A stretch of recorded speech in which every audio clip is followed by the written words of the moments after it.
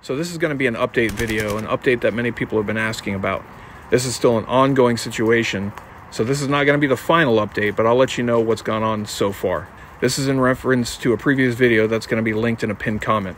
And if you haven't seen it, you're going to need to see it for all of this to make sense, because I'm not going to get into and tell the entire story again. But to sum it up, that officer right there, Shadrach King with the Orange City Police Department in Florida, appears to have been misusing department databases to obtain my personal information and information of other private citizens, and making that information public.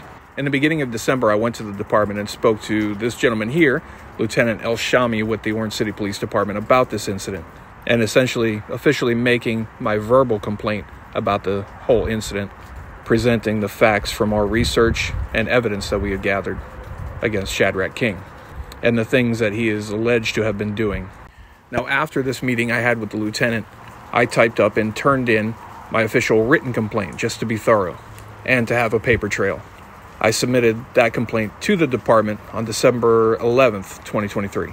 From there, I emailed this lieutenant links to videos, screenshots, and every other piece of evidence, including public records that I had obtained that are relevant to this case. And in some of the links to some of the videos, I greatly detailed every piece of information of everything that's gone on.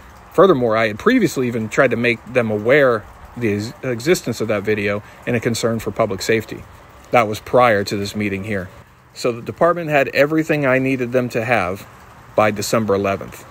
So by the time about January 6th came along and I still hadn't heard anything back, I decided I was going to go to the department to inquire what the status is, what's going on, why haven't I heard anything.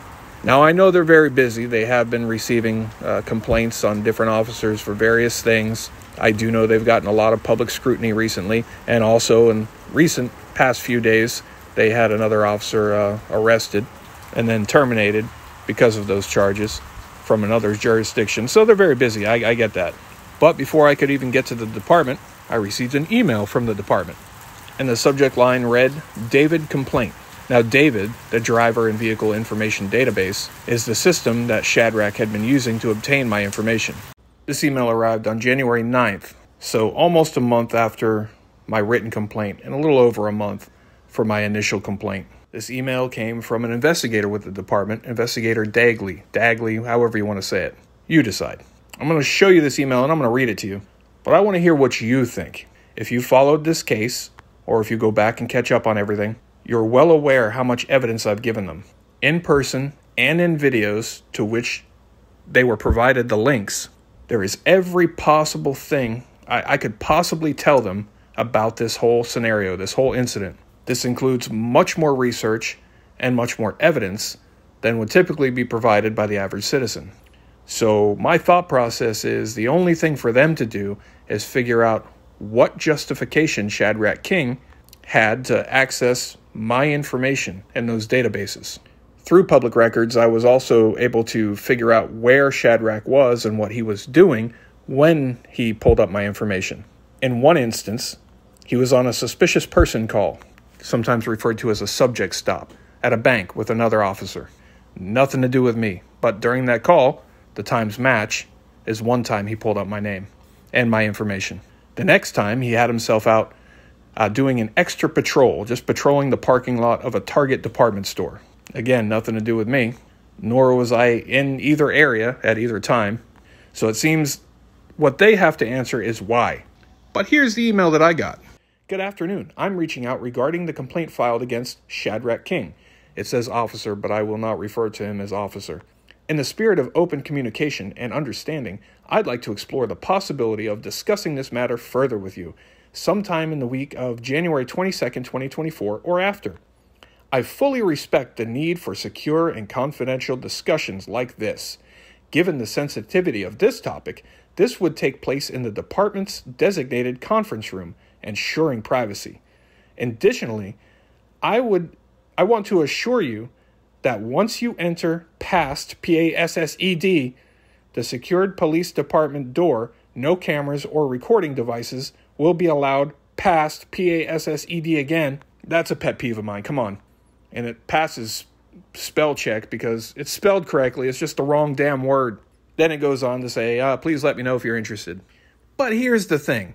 For one, like I said, what could they possibly ask me that would help this investigation not in the favor of the police department? They have literally everything I could possibly give them. Everything I could possibly say has been said, and more. In scenarios like this, it is my feeling and belief that from this point on, they'll befriend you, they'll do whatever they can to seem friendly to you, to try to dig up some kind of way to justify the actions of a cop. But she's saying here she fully respects the need for secure and confidential discussions like this, given the sensitivity of this incident. But they are fully aware that I have published every bit of this. So they're trying to make it sound like they're looking out for me, like, hey, we don't want to record this because this is sensitive for you. But in reality, they're trying to protect themselves. They don't want me to show you what they might say or ask. That's my opinion. And it also seems to imply that they won't record it, right? This is not going to be recorded at all. This is false. Never think you're having interaction with a law enforcement officer that's not being recorded. It's being recorded. And if you can ever obtain it, you can purchase it, but you can purchase a redacted version. They'll leave out whatever they want to leave out. Further than that, you have the right to record all conversations with a law enforcement officer in the course of their duties. They literally cannot tell you you can't record it. And they should know this. So if I were to sit down and secretly record it and then publish that recording, what would they do? Why don't they want this recorded? Why don't they want anyone else to hear discussions that they have with the public about issues with their officers? That's my question. But beyond that, like she said, given the sensitivity of this topic, wouldn't that be obvious that I would definitely want to make sure I record and document any interaction or anything that goes on, given what's gone on so far? Let me know what you think. I did go in to try to get some clarification on some things that were said in this email, but nobody was available. And the investigator who sent the email, whose car was outside, was said to be out on a call somewhere. So, obviously this is ongoing, but let me know what you think. What could they possibly need that they don't already have? Unless it would somehow benefit them or make excuses for the cop. I will keep you updated, and stay tuned. We got some huge updates on some other stuff that you're going to want to see and hear too. Thanks for being here, Twisted Luck. I'll see you soon.